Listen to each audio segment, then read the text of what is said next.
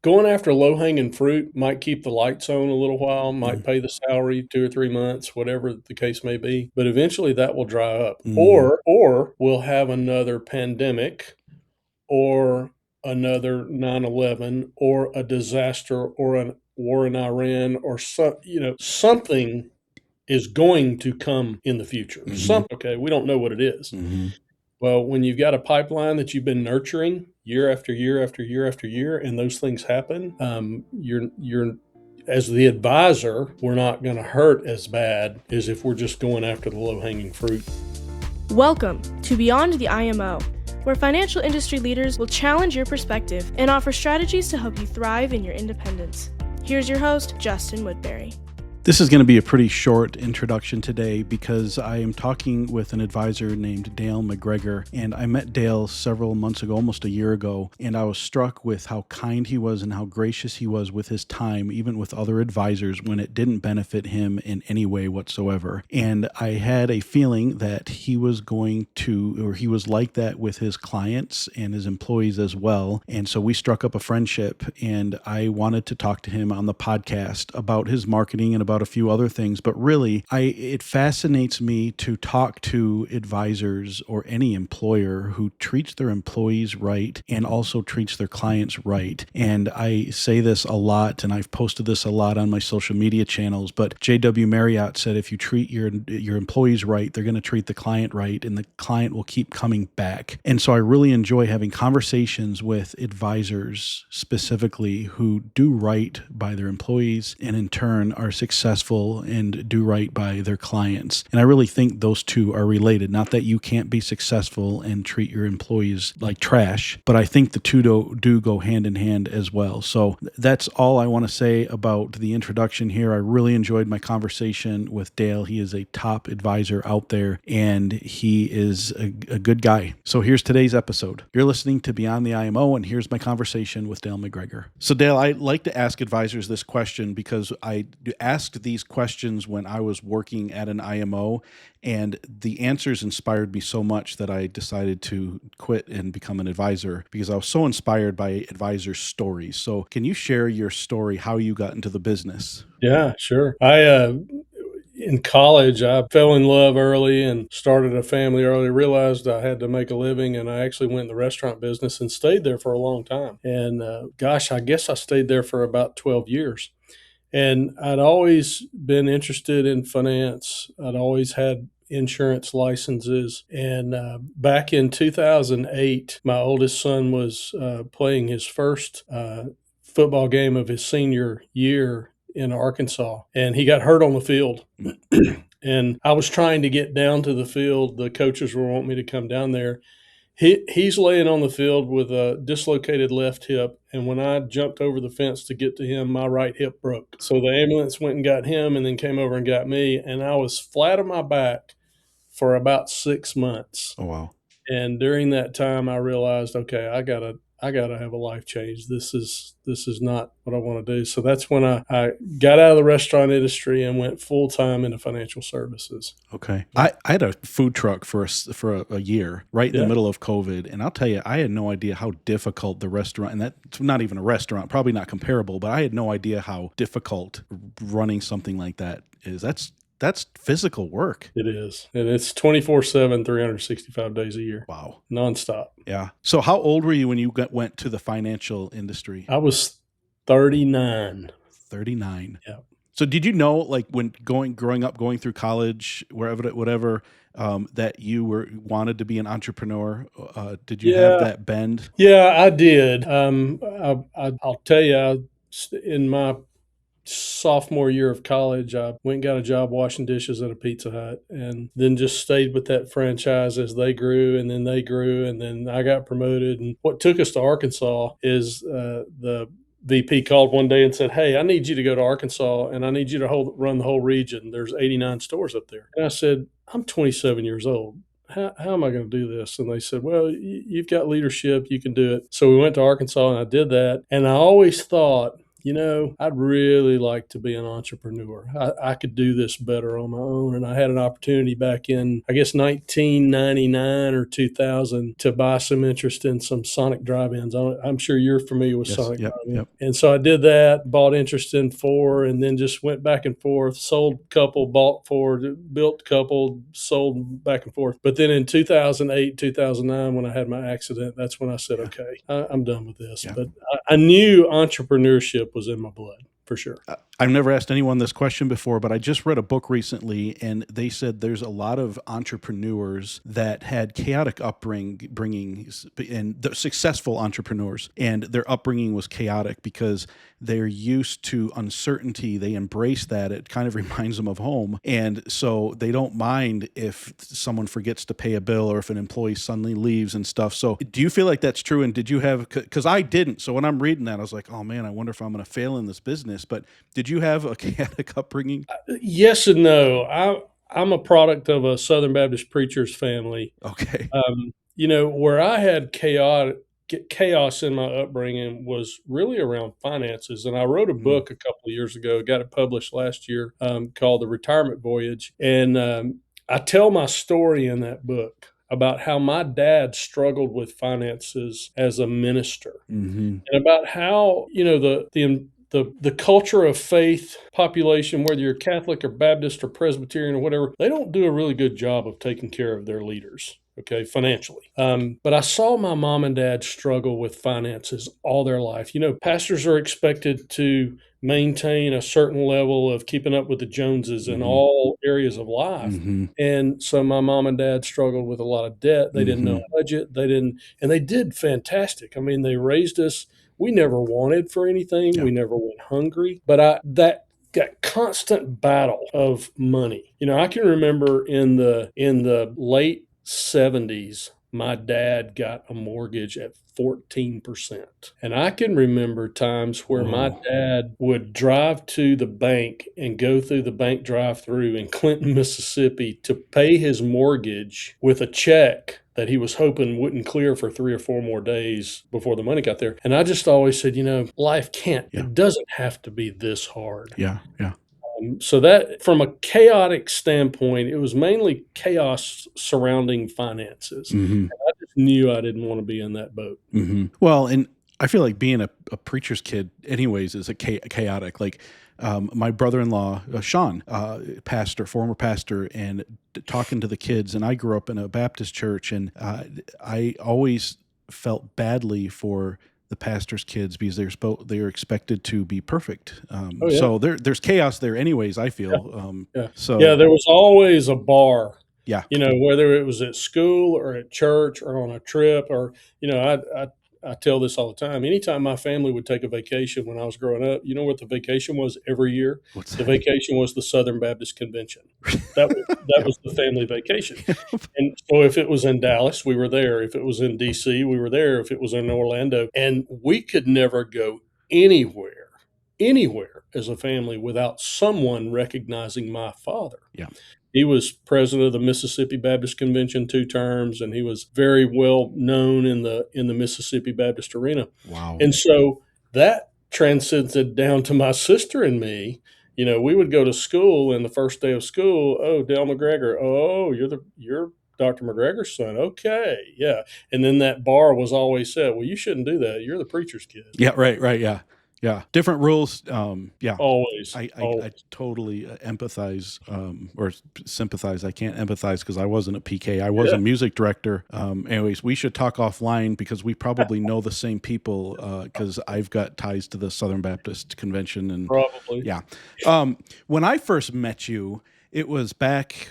Oh, when was the boot camp? Was that in November? It was back in November. I think so. November and we had some chit chat and stuff. We had talked a little bit, but you got up at the end of the ProFeds boot camp, and for the listeners, ProFeds is an incredible group that provides workshops for federal employees, and they pair with the right financial advisor. They turn about 90% of those advisors away, but they pair with the right financial advisor and pair them up with the federal employees. And they have an incredible program. And if you want to know more about it, there's a podcast with Chris. I don't know when the recording of this podcast, Dale, is going to come out, but the podcast with Chris, I believe it's episode 8, and it's coming out, let me see here. It's coming out this Monday, but I'm going to say the date so somebody can go back and look. It's coming out the 27th. So this Monday, the 27th. So you can find out more about that in the boot camp and all that. We go into a lot of that. But when I met you, like I said, we had some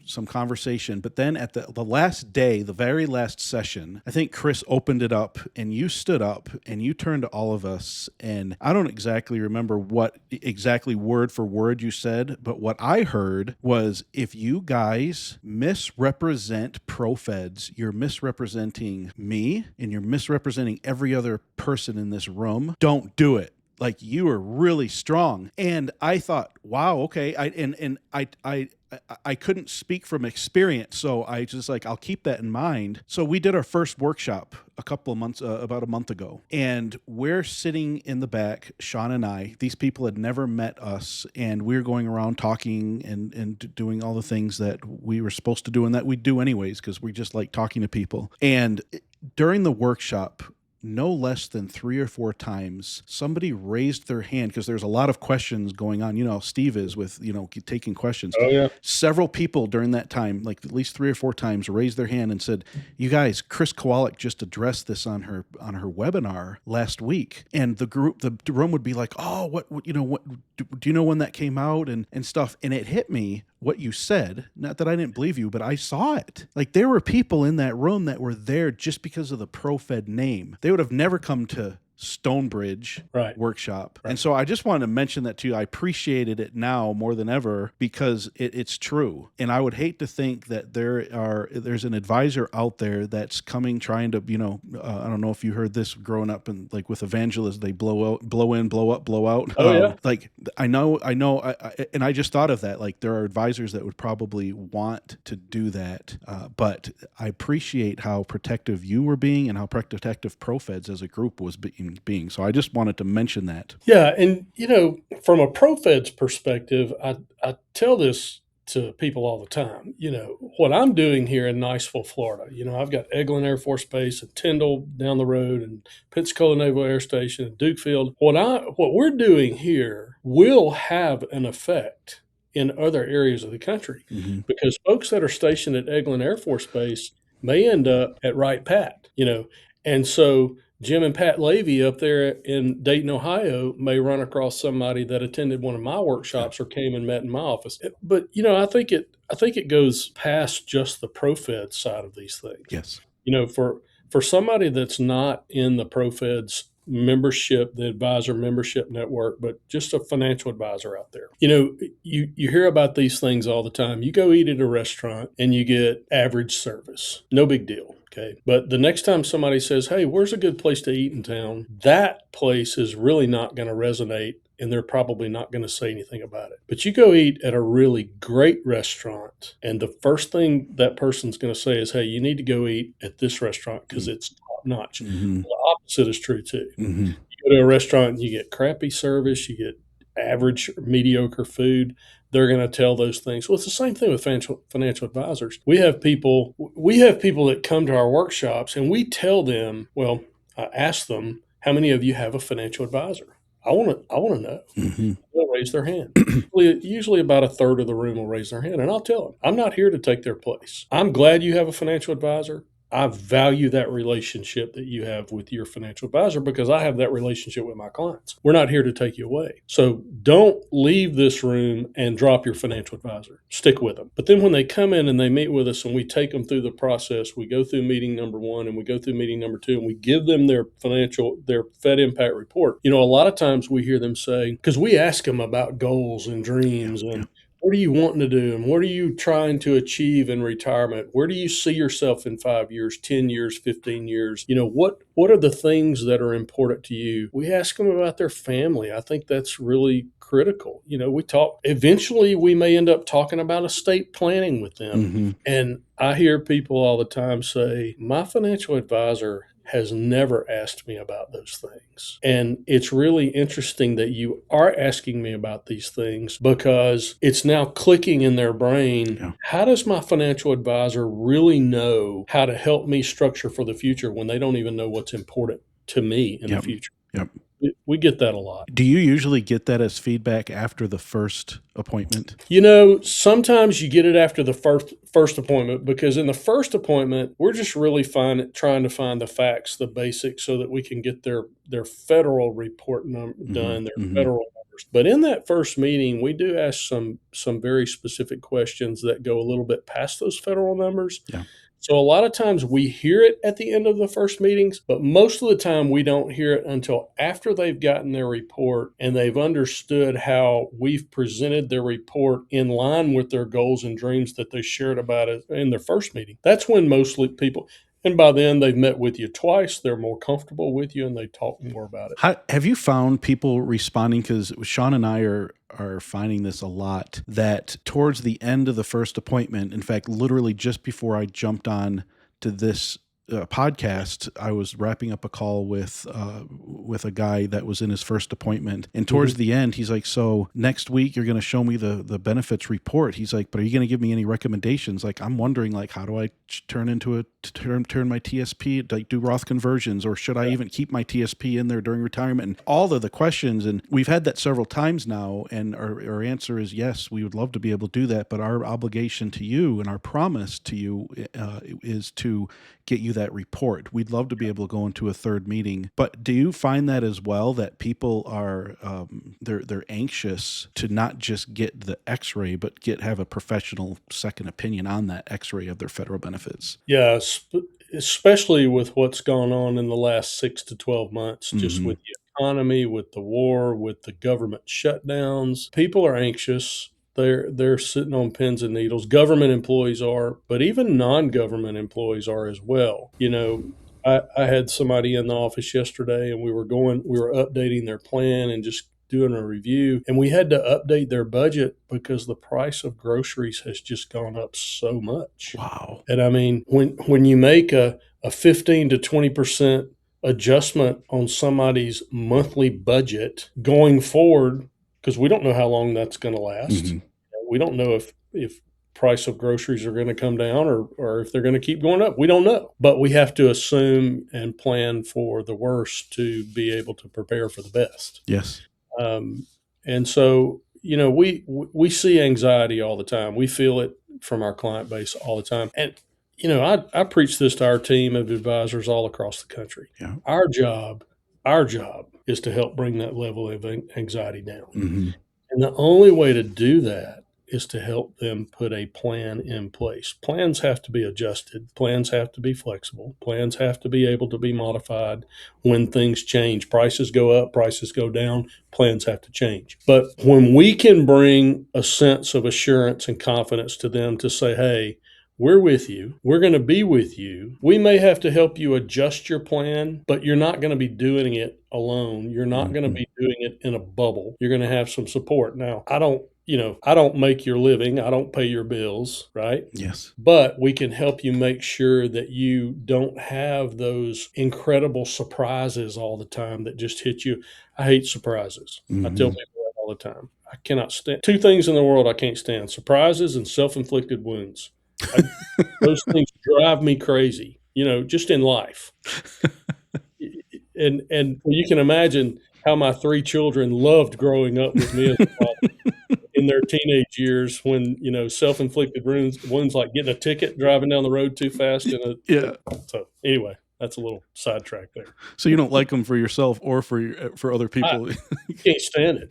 When I have a self-inflicted wound, I beat myself up because there's just no sense in those things coming out. We know better, It's just a matter of being responsible and being aware enough to prevent them. It's sad to me. I want to go back to a comment you made about you stand up in front of a group of federal employees and say, don't get rid of your advisor. Like, that's totally fine. I have that relationship with my clients. But and I know you mean it, but by the end of the first or second or whatever appointment, they're leaving their financial advisor because they didn't ask them, to me, that are just maybe not basic, but thoughtful and caring questions. It's sad, I guess, that people, that there aren't more people that care enough about their clients to ask those types of questions. And that's what has to distinguish a good company from a bad company. Yeah. My mentor in life, in business, was a guy named Bruce Sharp. And I write about him in my book. Bruce, unfortunately, lost a battle to cancer a few years ago. Dear friend, and he was one of the meanest bosses I've ever had. And I'm sure as many times as I wanted to just thump him between the eyes, he wanted to do that with me. But he's one of those guys that put his arm around me and said, you've got some skills, you've got some leadership, you just need some polishing and some guidance. And he directed me. And Bruce had a saying, and I'm sure it's a very common saying out there, but people don't care how much you know until they know how much you care. And he said that to me religiously. And he may not have been the first person to ever say that to me, but it just resonated with me. And that's the truth. So many advisors today are looking for low-hanging fruit. They're looking for transactions. They've got commission breath. You ever heard that? No, that's amazing. Somebody walks in the room, they sit down across from them, and they're just trying to sell, and it reeks of commission breath.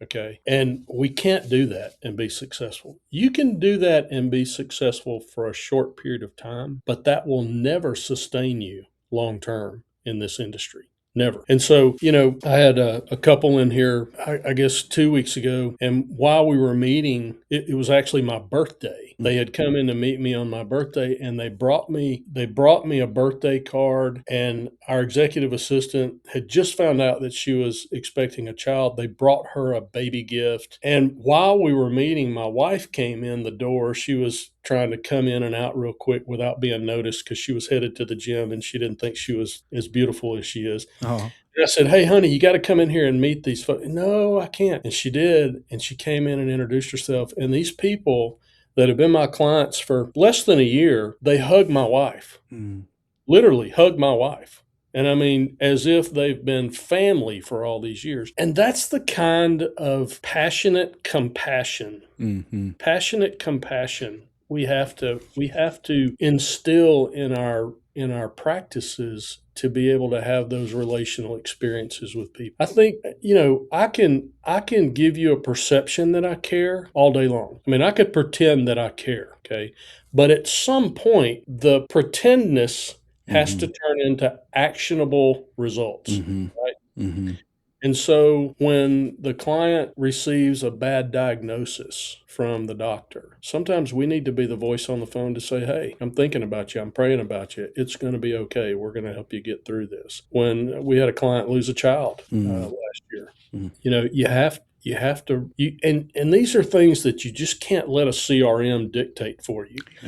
CRMs are great for birthday cards and anniversaries and those kind of things. But life happens to people every day, good and bad. And when the good things happen, let's help our clients celebrate those things. And when the bad things happen, let's be passionately compassionate for these folks. I mean, what I hear you describing is Christ-likeness. Absolutely. I mean, people talk about that. I know a lot of people who profess to be a Christian, but that's just like the basic, whether people want to call it the golden rule or karma or whatever, doing unto others as you'd have them do unto you, like just describing the life of Christ in the Bible. That's right. And it's not easy. It's not, I mean, when I've had a 12-hour day and 4 or 5 of them in a row, and then you find out late in the day of that 5th day that one of your clients is really hurting and struggling or going through a hard time. It's not easy to stay an extra 30 or 45 minutes and pick up the phone and make that phone call. Yeah. And it's not. Yeah. But it's something that, I would want people to do that for me. Yeah. And so it does go back to the golden rule. But in our business, I tell people that are considering to come and work for my firm, I tell them this. This is a pipeline. What we do is we're constantly building a pipeline. That's what we should be striving to do. I think that's what any financial advisor should be striving to do, whether they're ProFed member advisor or not. But there's more to it than building a pipeline. Not only do you have to build a pipeline, you have to nurture a pipeline. And nurturing a pipeline is completely different than building it. I can build a pipeline by hosting 30 workshops this year and doing 120 first and second appointments. That's building a pipeline. But I've got to nurture that pipeline by following up with people, by checking on people, by knowing that Bill and Mary, when they met with me in January, are expecting a baby in August, and whether they become a client or not, they're going to hear from me in September to say, hey, how's it going with the newborn? Things, you got to nurture those things. And a lot of people are never going to become your client. And that's okay. Yeah. That's okay. One of my best non-client clients, he's not a client, okay? I have none of his business. I manage zero of his assets.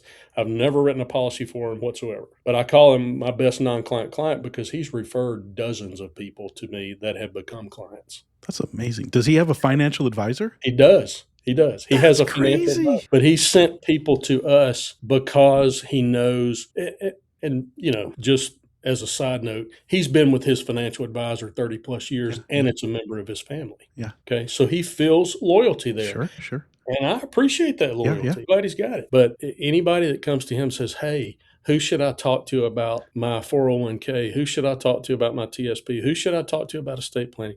He's like, you need to go see the McGregor team. There you know what it's great. That's really cool.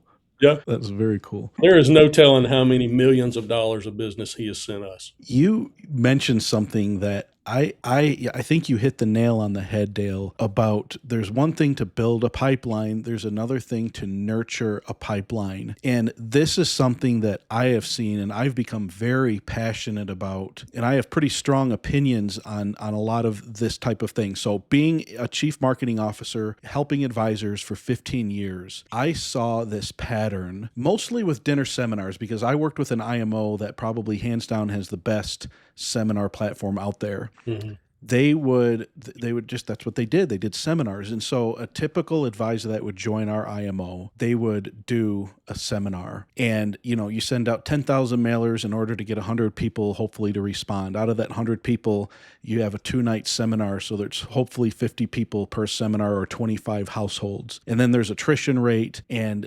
then, maybe 30, maybe 18 households per night show up.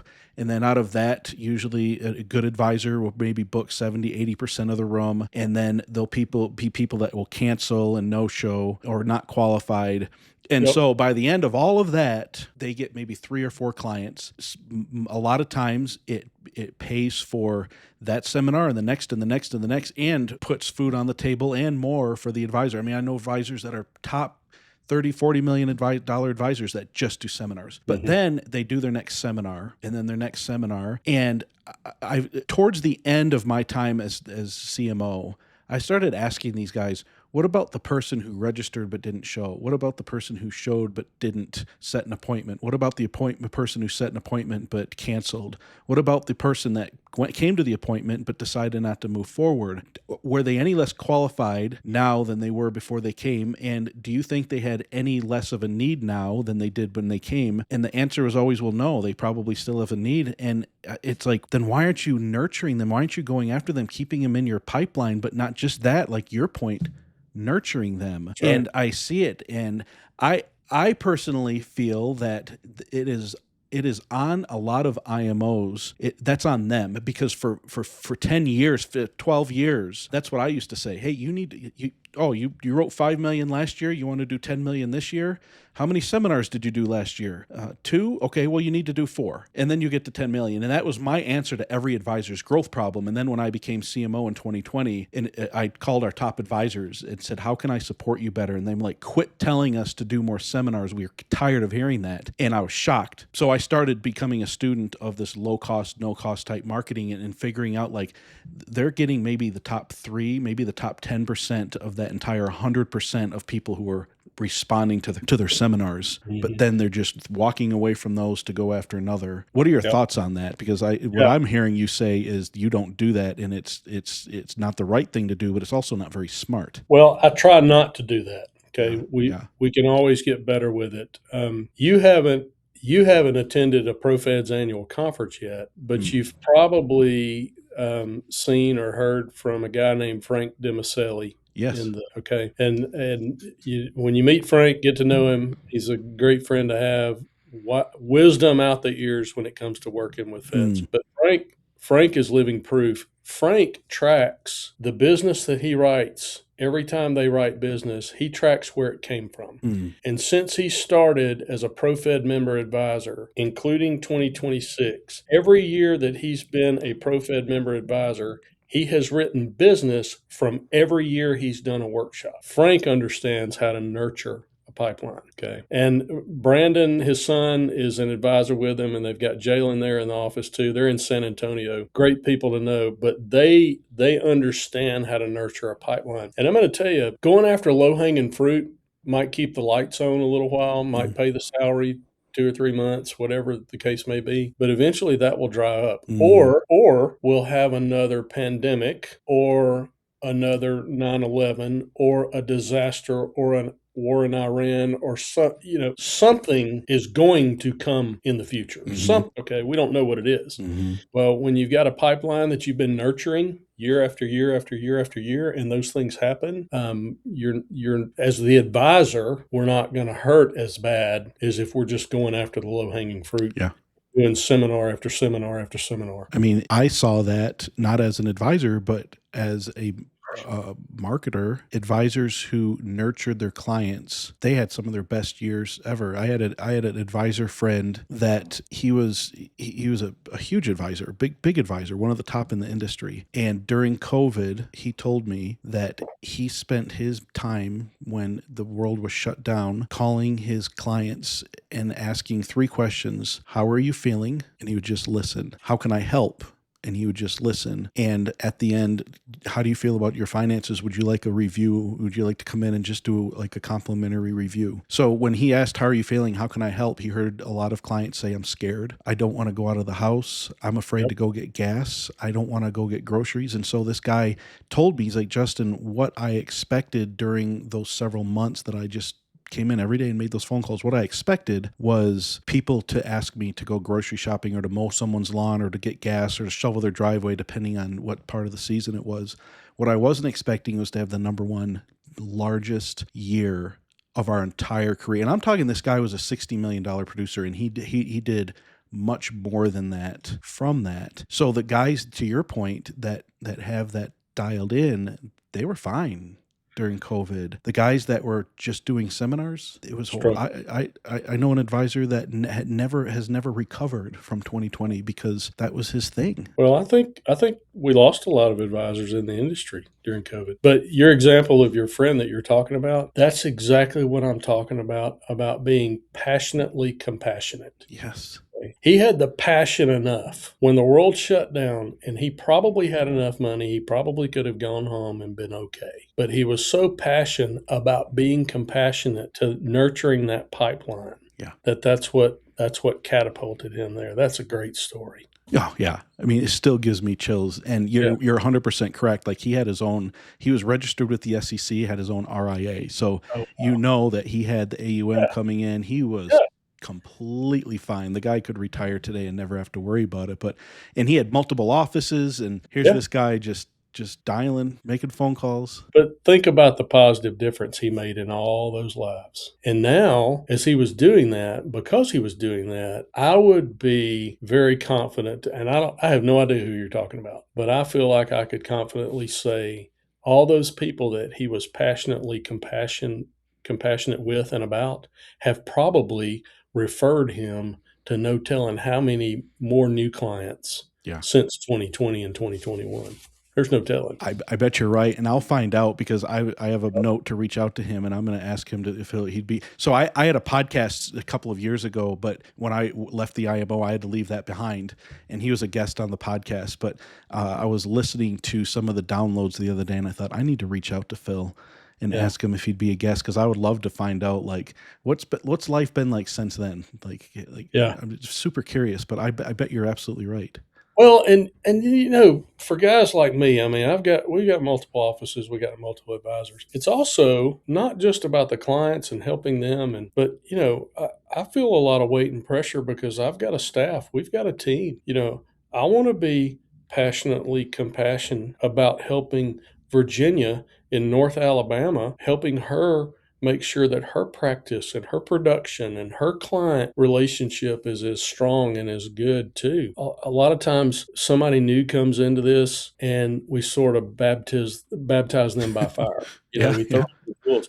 You asked me earlier, have I always thought I wanted to be an entrepreneur? And I did. And I knew finance was the area. Even when I was in college going into the restaurant industry, the challenge is when you're 21 years old Mm, and you're a newly graduate of college, you're already married, you've already got children, you're trying to make a living.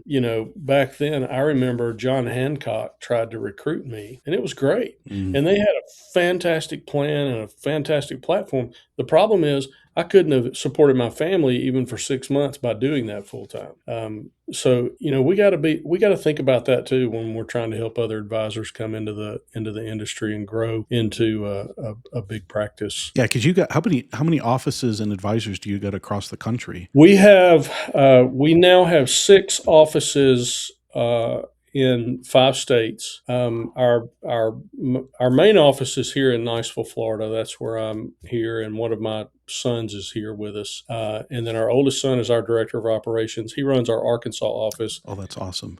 Yeah, and then we've got Fort Lauderdale, Huntsville, Alabama, Metairie, Louisiana, which is a suburb of New Orleans, Richmond, Virginia, and then we've got remote offices that handle Memphis. We do have a physical office in Smyrna, Georgia, and then we have it's not one of our McGregor Financial Group offices, but it's a partner office in the San Francisco Bay Area. Anna Haber has her own brand out there. I hired Hannah in 10 years ago and taught her how to work with federal employees, and Mm. she has just blossomed and exploded and built her own brand, and she's done so good. So it's sort of a proud dad moment for me.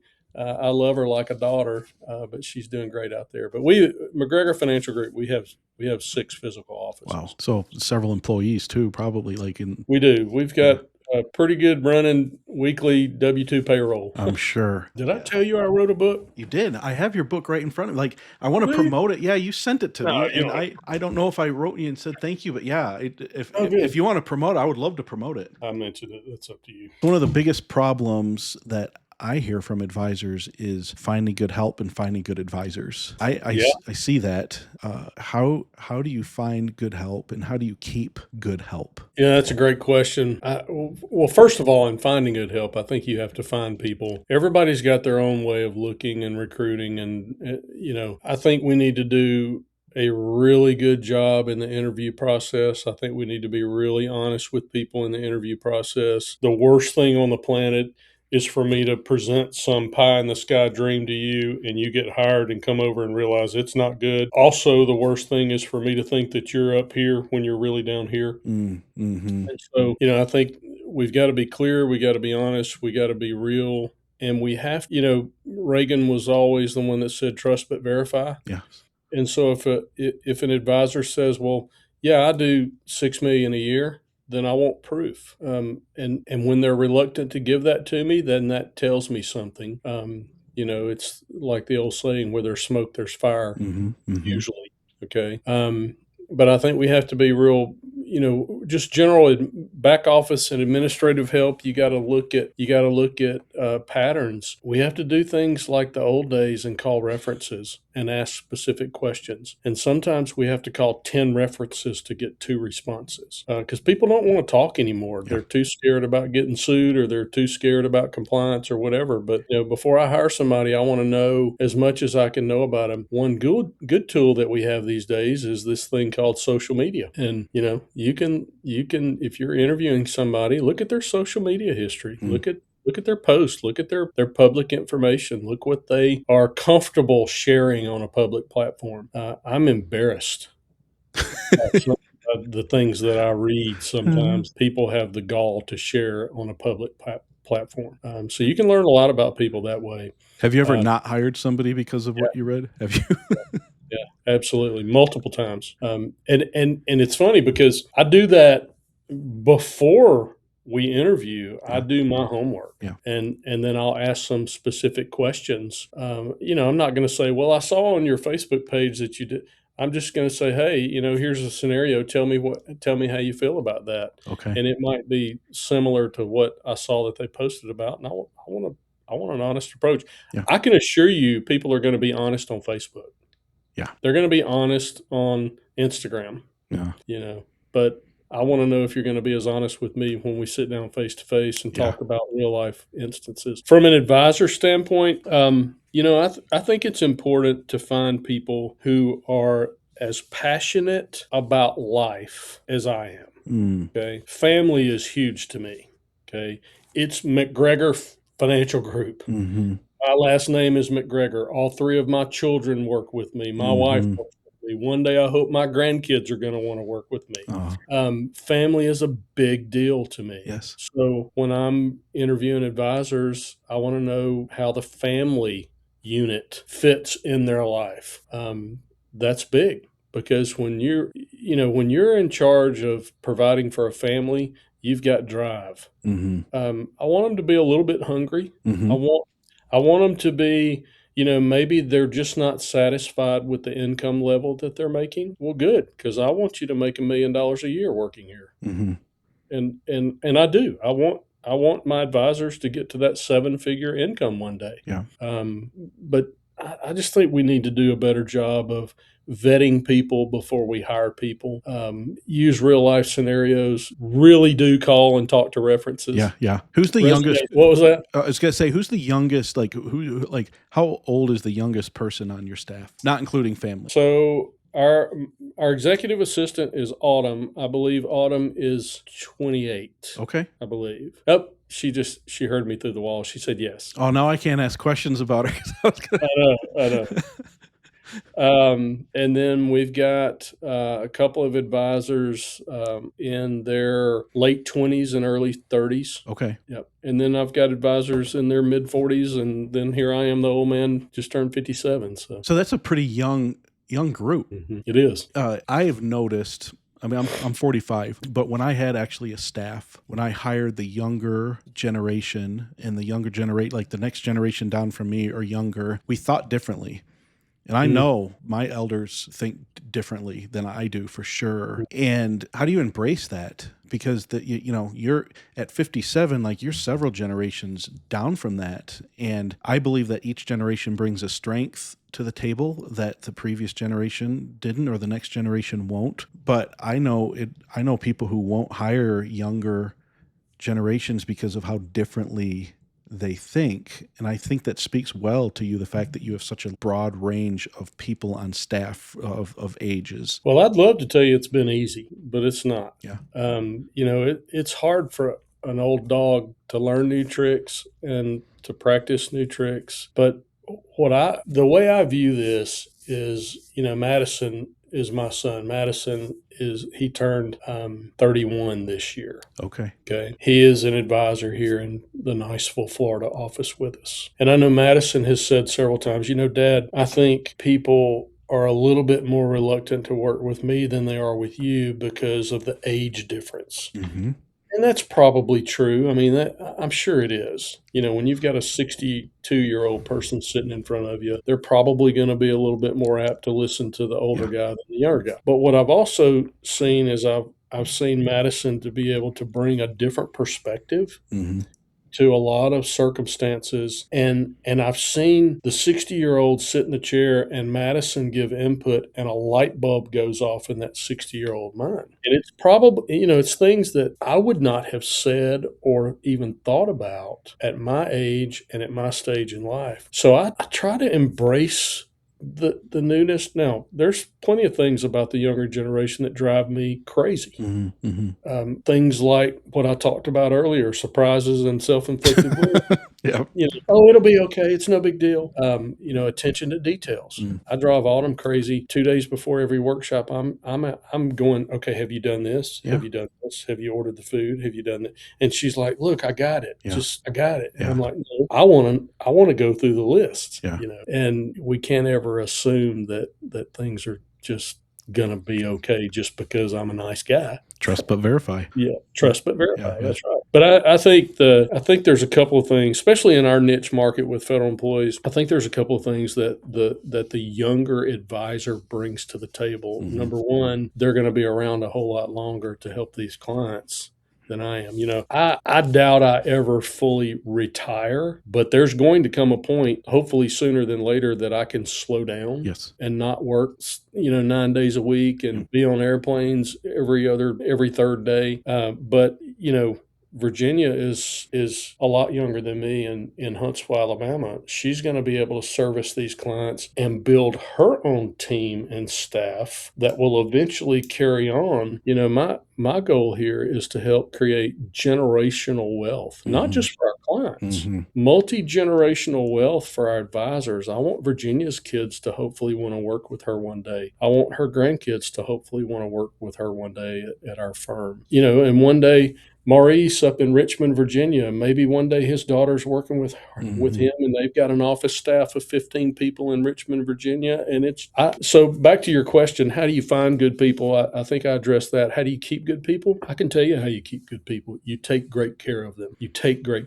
And that means you do things like Josh is in Metairie, Louisiana. Jennifer, his wife, they've got 3 boys, and Monday their first daughter arrived. So my wife Sunday got on Amazon. They've got a 6, 4, and a 2-year-old boy. So she created a Big Brother package for each of the 3 boys, and then she created a new mama package of Bath and Body and Spa, and had that shipped to their house for Tuesday delivery. And then this morning on their payroll, Josh got a bonus. Wow. Just because he's a new dad. Now, did I have to do that? No, I didn't have to do that. But I want Josh to never want to work anywhere else. I want Autumn to never want to work anywhere else. I want Maurice and Virginia and Madison and Les and Court. I want this to be their last job that they ever want to go to, because there's going to be somebody that comes along and calls Maurice in Richmond, Virginia, and says, right. "Hey, we've got a pretty good deal here."